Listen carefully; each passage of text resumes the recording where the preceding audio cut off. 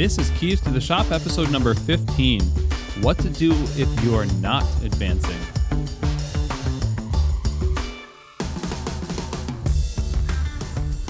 Well, hey everybody, and welcome to another episode of Keys to the Shop. My name is Chris DeFiorio. I'm your host, and this podcast is meant to give you insights, inspiration, and the tools you need to grow as a coffee service professional.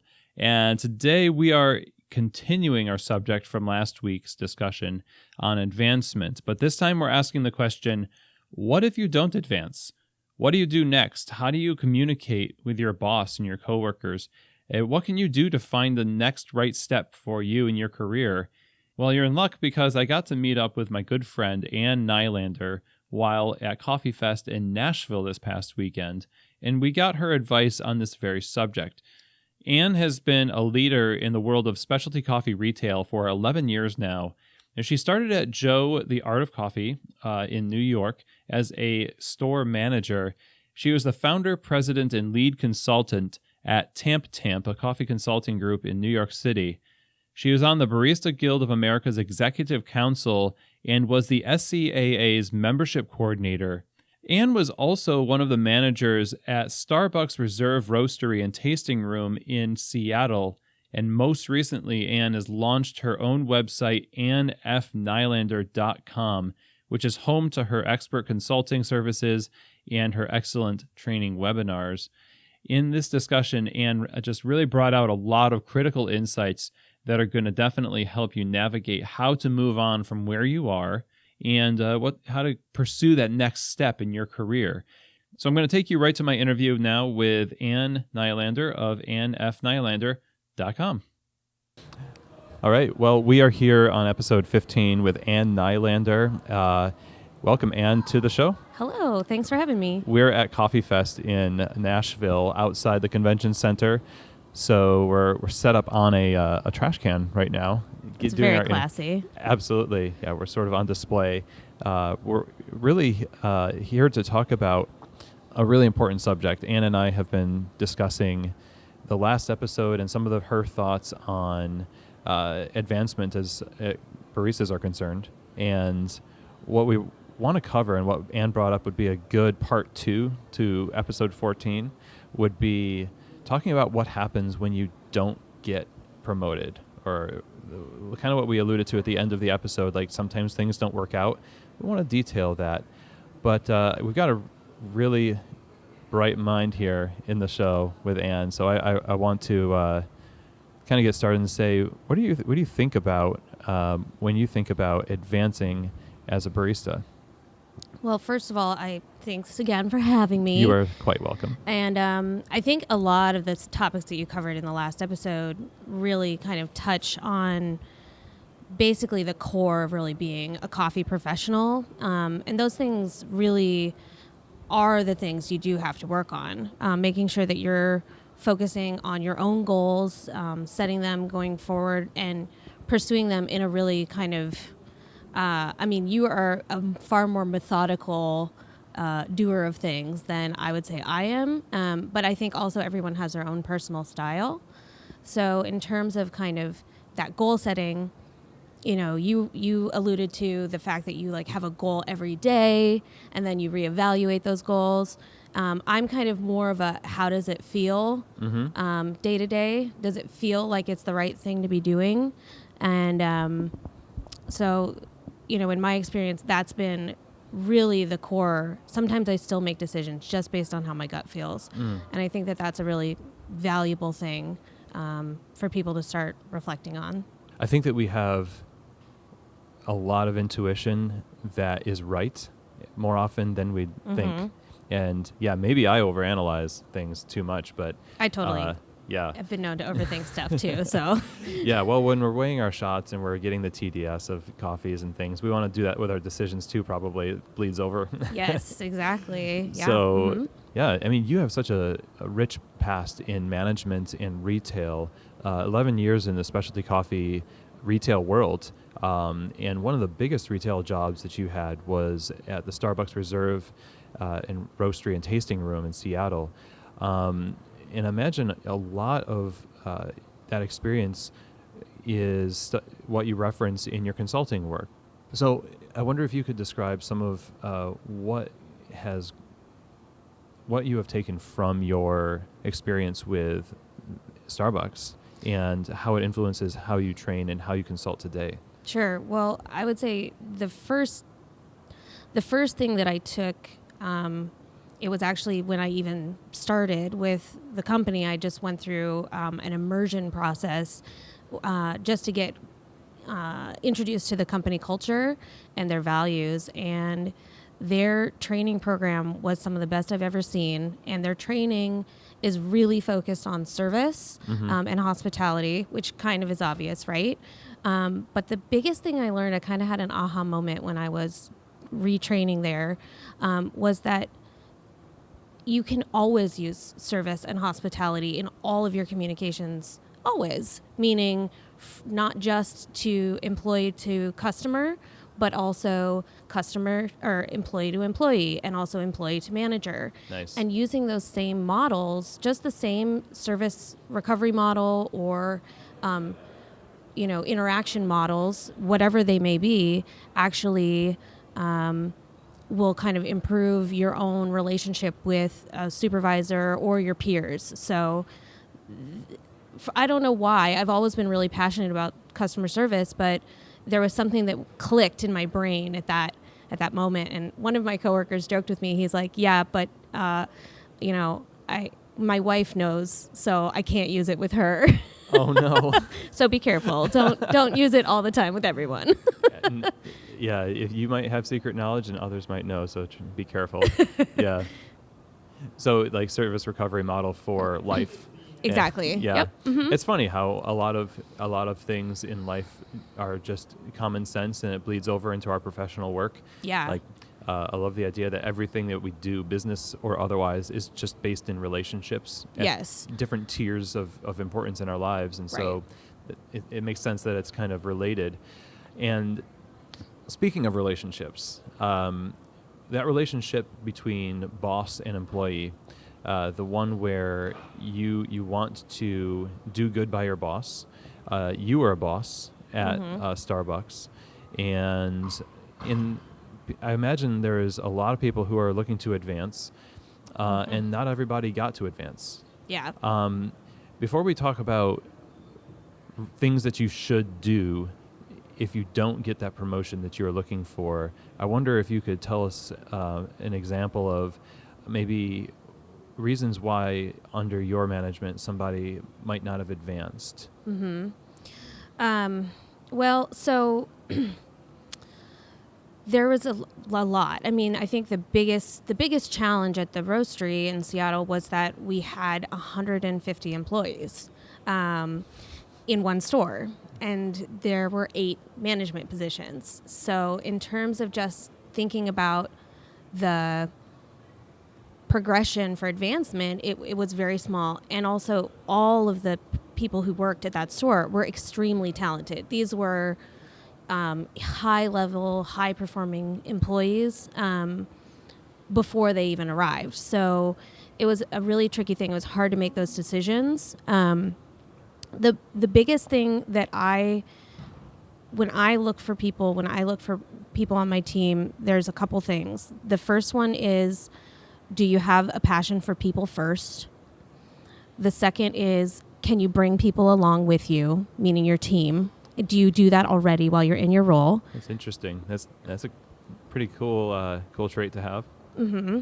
And then it's important to have kind of the technical skills, but those technical skills also can be developed more, especially if another thing is eager to learn. That is also critical. So when I'm looking to advance individuals, that's where I'm at. Another thing is kind of like what you said. A lot of the times I would ask for a project or a task to be completed and evaluate that before there was any kind of discussion of advancement, just to see how they do. How do they manage a project? Do they spend way more time on it than even sometimes it's clearly communicated. Spend 1 hour on this project. They spend 2 weeks on this project. And it's like, okay, well, you need to work on your time management. Sure. Sure, and a big subject with you in your work is self-management. Yes. And that would be something you could assess based on that performance in that exactly project. And are you aware that that's what you're doing? So a lot of what I do in kind of coaching and training folks is pointing out things that I see that they might not see. Okay. So recording what their actions are. So for example, at the store, we had a greeting position. Basically, it's just someone that stands at the front of the store and says, hey, they're supposed to do it to every guest that walks in the door. Oh, wow. And a lot of times barista would get caught up in a great conversation. They would be really excited that this person came from Korea or is some famous person or, whatever. Yeah. And they wouldn't notice that 40 or 50 people would walk by them. Oh, no. Yeah. Yeah. So then I would pull them aside and say, hey, did you notice that? How long do you think you spent on that conversation? Oh, a few seconds, like less than a minute. Mm-hmm. I timed you. It was 10 minutes. A lot of time. Yeah. And a lot of missed haze. Right. Yeah. And one other thing that's really interesting about the previous store that I worked at, was that there were only 2 roles that produced coffee in the whole store. It's a 15,000 square foot space. We have a lot of dishes to do. We have a lot of support to do. So it's all supporting roles. Yeah. Yeah. Yeah. And so that kind of, I think, stamped out a lot of that ego behavior when I was looking at, a teammate, someone who is just as happy to do the dishes as to pour latte art is more likely to be someone that I'm going to advance rather than someone who only wants to be on the espresso bar every day. And if they want to get to the espresso bar, that's, come in with the idea that you're going to wash dishes, you're going to do all of those things first. Yep. And if you're cool with that, great. So ambition is obviously not a bad thing, but if you want it like now, probably not going to happen. Mm-hmm. Yeah. So, and we alluded to that in episode 14 about like giving patience, being patient with your progression. Yeah. Because as service industry can kind of make you think things are happening faster than they actually are, at least with you. And that's why management roles exist, to have sort of an outside perspective that's a little bit less biased than you are towards yourself. Yeah. That's a tough ask. I mean, because we don't like to be managed in general as people, I don't think. Yep. So I wonder, what can a barista do to sort of get over the hump of pride that prevents them from receiving the feedback from a manager who's going to give them the perspective that they really need? I think that's maybe the biggest and most challenging thing of, I think, being any kind of a professional. But I think in coffee is a really hard job, especially just being a barista. Like, counter service is hard work. And it gets more respect than it used to, but it's still not the most, glamorous lifestyle ever. And so I think it's really easy to really be someone that's protective of your space, proud of your work that you're doing, and maybe even a little defensive, because you know that you're an awesome person, but no one else seems to know that, and that seems tough. How could they not see it? How could they not? But figuring out a way to be comfortable with receiving feedback is, I think, one of the most important things you can do. And I think that's one of the most valuable pieces of barista competition, is the judges' calibration with the competitors after the event. Is a really helpful way to do it. And you mentioned on the last episode that you recommend that you receive feedback both from your peers and your manager. I learned a cool trick when I was at Starbucks. Someone recommended that you pick 3 people that you have evaluate you. One is someone that you think really believes in your performance, someone who you think doesn't really have a feeling about it either way, and someone that you think really doesn't like your style, someone very different with a very different perspective from you. And it'll be a helpful kind of insight, because you won't be just getting the feedback of someone telling you that you are great. You'll get actual honest feedback from people. That is brilliant. Thank you for sharing that. That adds a whole new dimension, because as you're talking, I'm thinking, yeah, I guess I could sort of subconsciously stack the deck in my favor by asking my best buds to be like, hey, can you like pretend to evaluate me and tell me I'm great? Yeah, that happens a lot. Like, I help a lot of competitors practice for barista competition, and a lot of times they'll invite their friends who've never, really experienced anything like it, and so they sit down and fill out the judges' score sheet, and they're like, everything is extraordinary, you're great. And then I'm there writing down my scores, like, that was average. And it's really, it can be a really interesting spot to be in. Nice. So just be really careful who is evaluating you, and make sure that there's someone that's actually going to give you the feedback you need. Right. Don't ask your mom. My mom gives me some tough love. Yeah. Unless your mom gives you tough love, please do get her to evaluate you. But it depends. Yeah. She still thinks I'm great. Well, in the midst of all of this, if we have done all we can to evaluate ourselves, we've done our due diligence as much as we possibly can, and people are telling us that we're doing better. Even our manager is telling us we're doing great, but it's not translating into a substantive change in pay or position or even just fulfillment in your job. What is the next step that somebody should take, in your opinion, if they're in that position and they know for sure that, well, it's not me because I've done all these things, I know, what should they do next? This is a really good question. And I think maybe we should even go back a little bit and preface this, that your manager is not out to get you. So even thinking about that example of the whether or not you get to be on espresso bar when you first start in a cafe, and sometimes this is true for advancement too. There's a reason that you may not be aware of that you're not advancing, and it's to make sure that you're ready when the time is right. So a lot of times I wouldn't put a person on a bar because I would know it would be too busy. They'd get overwhelmed, and then they'd stress out, and it caused true anxiety in the person. And sometimes I would remove people from espresso bars if I saw a big line was coming in. It's like, okay, it's time for you to get off the bar.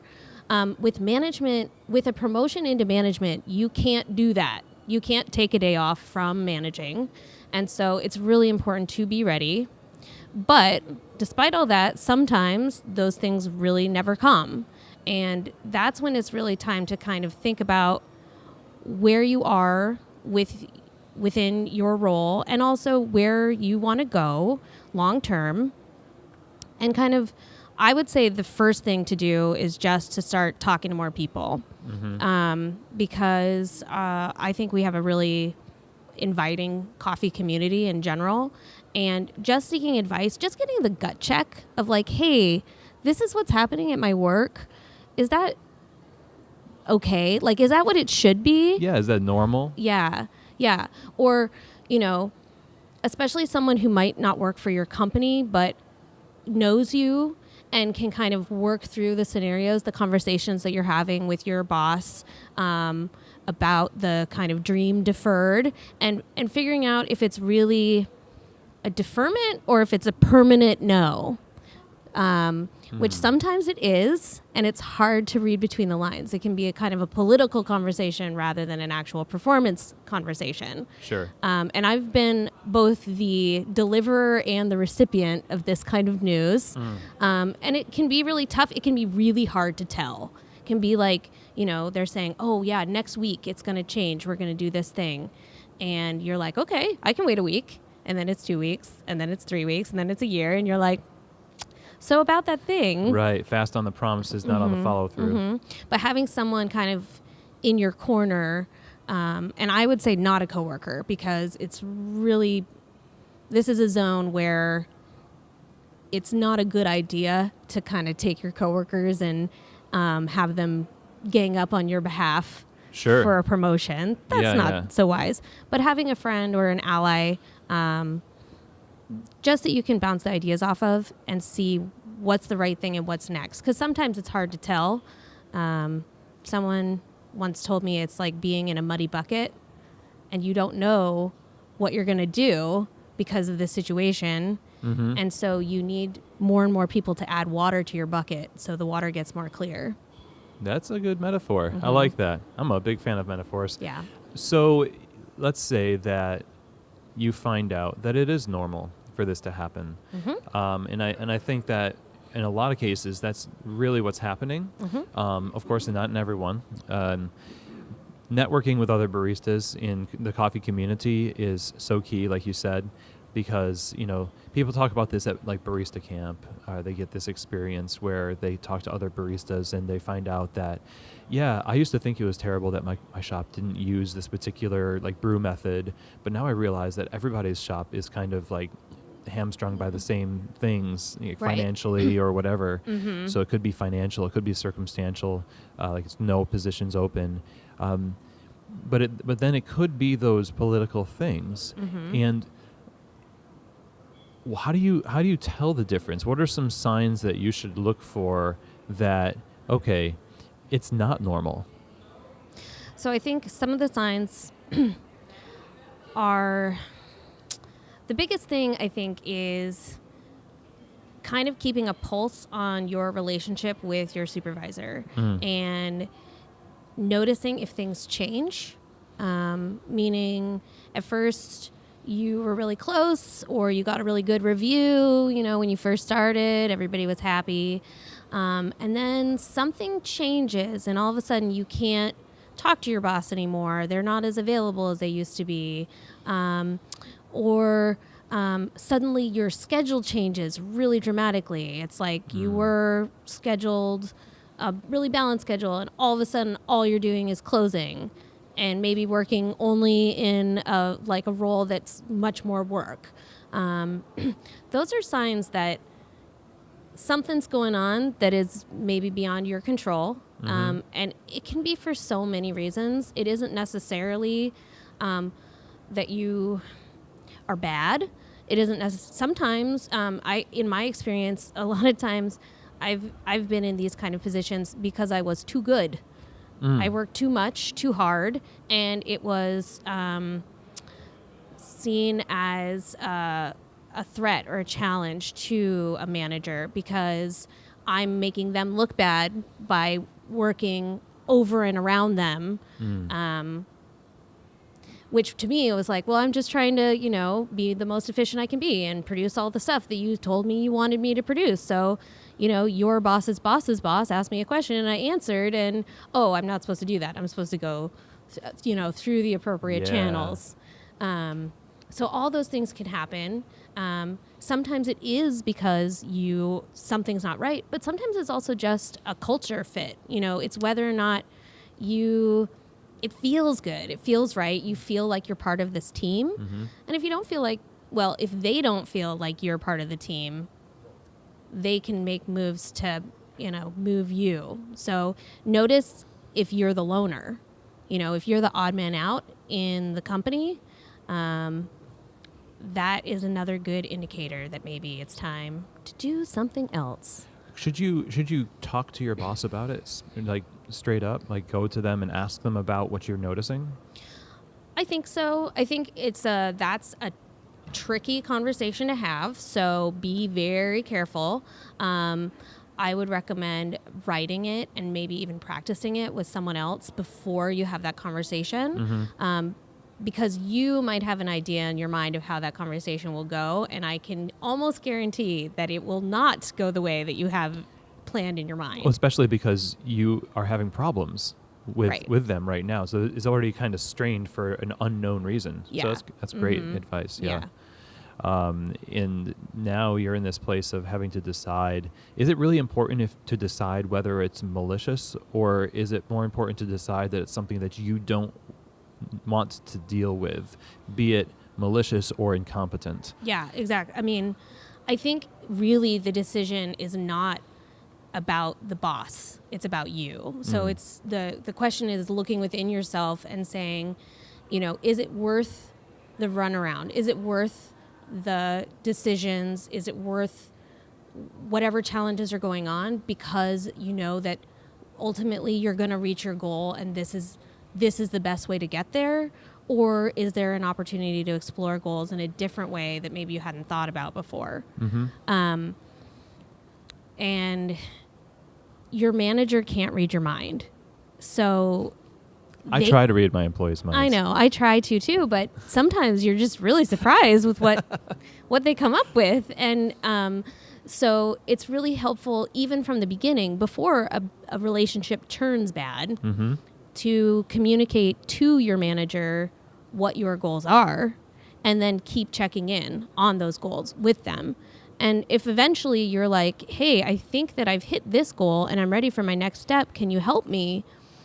If they can't have that conversation, that's another great sign that they're not watching you, they're not paying attention, and then they can't help you. So then maybe it's time to move on. There is something to be said for sticking through a situation that's less than ideal so that you develop a thicker skin as a professional. And then there's a limit to that, I suppose. Yes. And I have experienced this myself, and I'm sure you have too, where you want to work there longer because of this idea of loyalty to the company. And I know this sucks, but whether or not I respect my manager or the owner, I respect my coworkers and I want to be there for them. But then you're kind of submarining your own career at the hands of your situation. So how do you navigate that? I mean, that's like maybe the eternal existential question. I need a 3-word answer.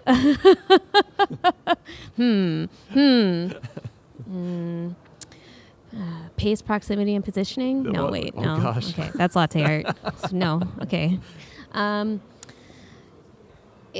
It's a tricky thing, and I really get committed to my teams when I work with teams, and so I feel that. That's maybe the hardest thing. I often feel, even when I am a manager, I feel like I relate more to the kind of quote-unquote line employees than I do to management.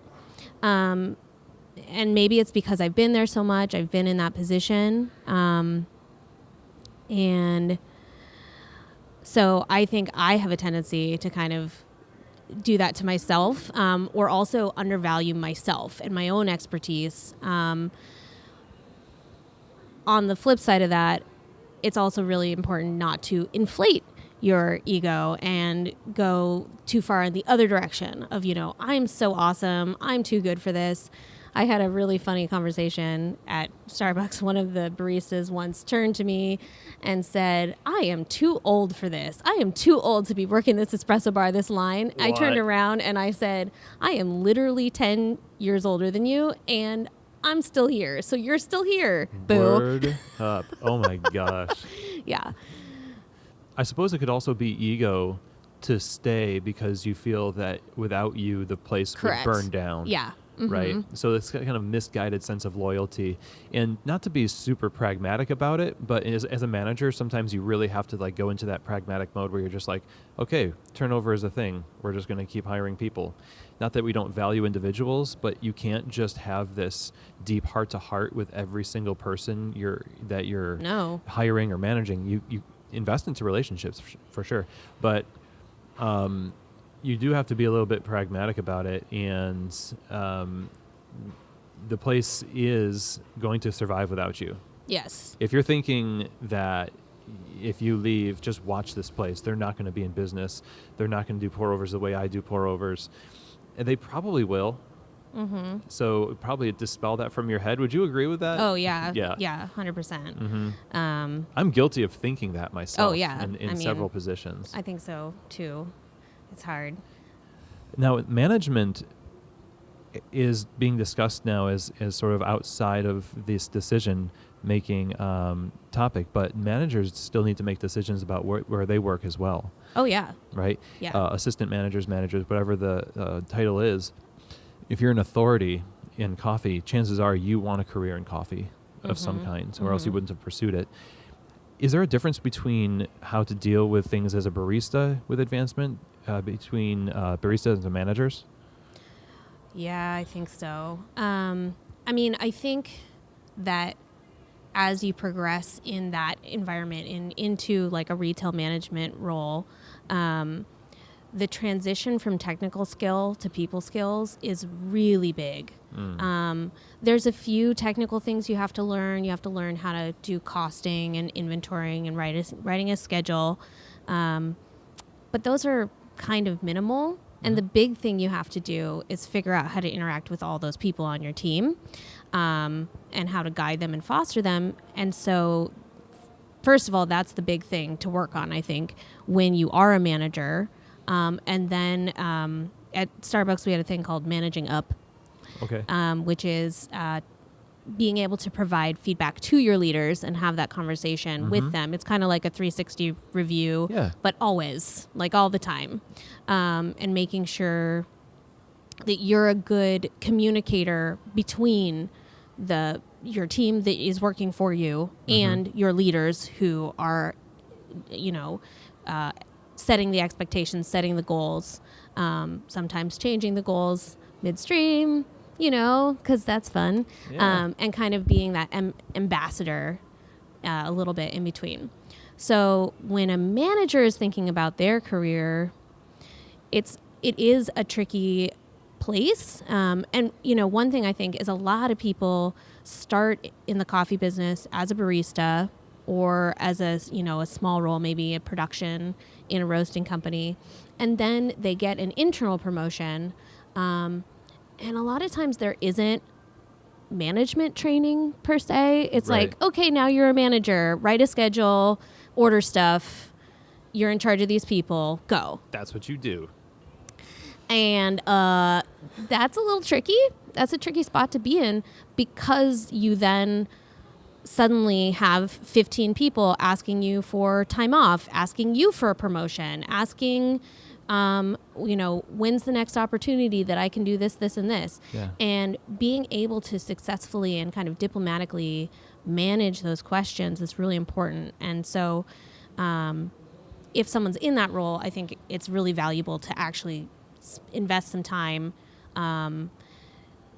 being self-aware in terms of management. There's plenty of material out there on how to be a better manager, how to be a leader, how to have conversations with difficult people, et cetera, et cetera. So kind of like, when you're in the barista role, spending that time reading those blogs and learning about the coffee stuff.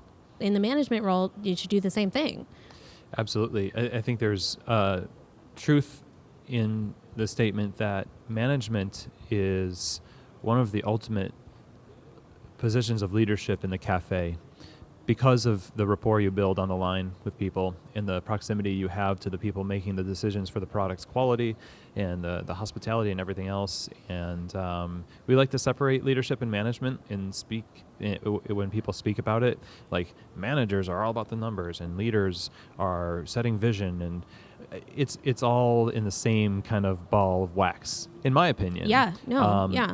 When you're learning how to manage people, but you're not getting the support that you need from the ownership, like maybe they don't want you to spend, like, you can't just spend your own money on business books for the benefit of their company. At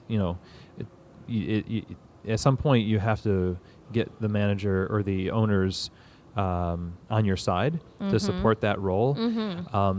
What do you do when you find yourself in a position where you want to learn more about management? You want to be a better manager, but you're not being supported in that role. Well, doesn't that sound familiar to our barista conversation we just had? Sure as heck does. It's really the same idea. So if at any point in your career, your employer is limiting your investment in professional development, that's a clue. That's an indicator.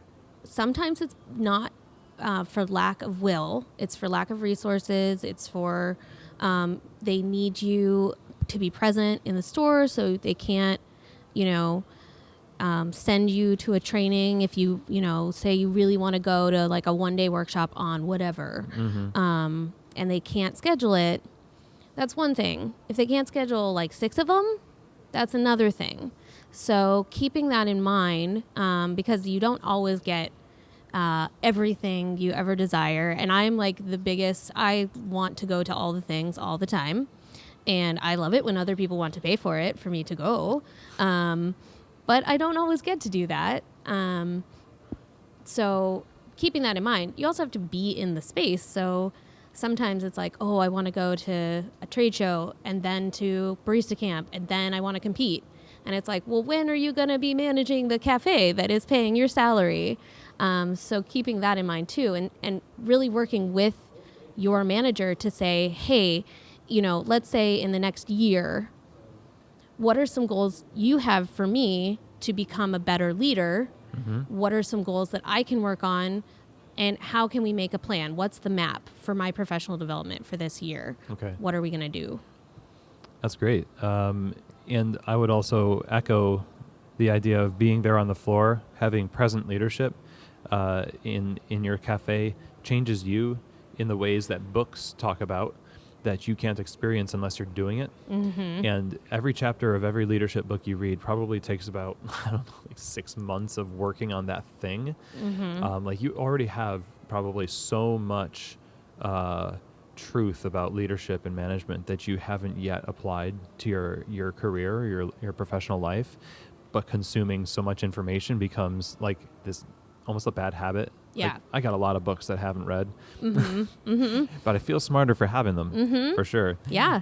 Now, the time comes for somebody to move on officially from a cafe. They've put in some good time, blood, sweat, and tears, a lot of rapport, bridging the gap between leaving and finding a new job. What does that look like? Mm-hmm. Well, that's a really tricky situation, and I've been in many kind of aspects of that. I've found new roles right away. I've left and not had a next thing, which is kind of scary. And I've also immediately switched. Like Friday, I'm out of this job, and Monday I start at my new job. And each one of those kind of has pros and cons. I think personally a big thing to think about if you are planning on transitioning,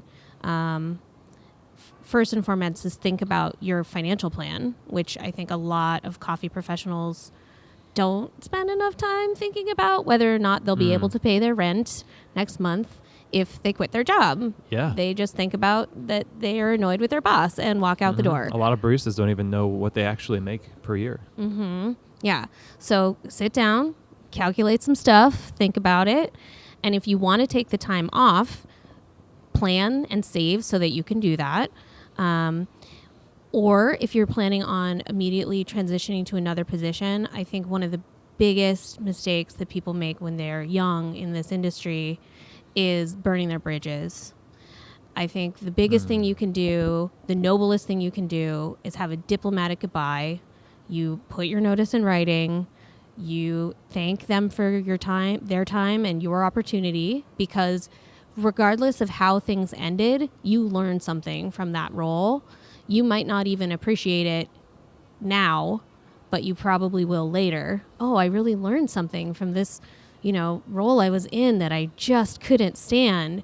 And remember to not take it out on the company or your manager, because at the end of the day, it is about you. It's about your path and your journey. And so who knows? You might end up back there before you know it if you do it right. Nice. And you end up with a preserved relationship. Mm-hmm.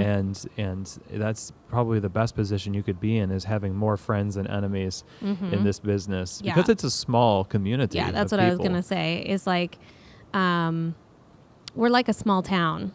So if you burn bridges, the next employer will hear about it too. Oh, absolutely. So we have the idea of just doing all we can where we are.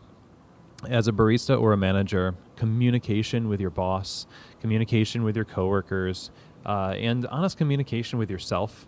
And, having some skepticism of your own kind of knee-jerk reactions or emotional reactions to things as you go. But then trusting your gut about the potential for having to move on, but continuing that communication with yourself and especially with your boss to make it a amicable goodbye. Yeah. And you're probably going to land on your feet, especially if you've been learning the whole time. Mm-hmm. So, man, that's great stuff, Anne. Thanks. Hashtag Nylander wisdom. Yep. Mm-hmm. Yeah. Yeah, nice. Oh, I see it out there. I see that wisdom. Yeah. So, any final thoughts you want to share? Let's make the coffee go. Let's be nice to each other. I think that's the most important takeaway, is like, do all this and just be nice about it. Professional is one thing, but just be kind, especially right now. We're living in tough times. So I think the nicest thing you can do is be nice when you want things from a manager or from your career or from yourself. Be kind. You're doing the best you can. Anne Nylander, AnneFNylander.com. Check it out. And thank you for spending some time here at the trade show with me. It was my pleasure. All right. Okay, great stuff. Like I said, great insights from Anne Nylander. We all have a time in our career where we have to make a hard decision about what we do next. And it takes somebody from outside of our circumstance to speak wisdom into our lives and give us clarity and helps us over that hump to sort of push us into the direction of where we need to go.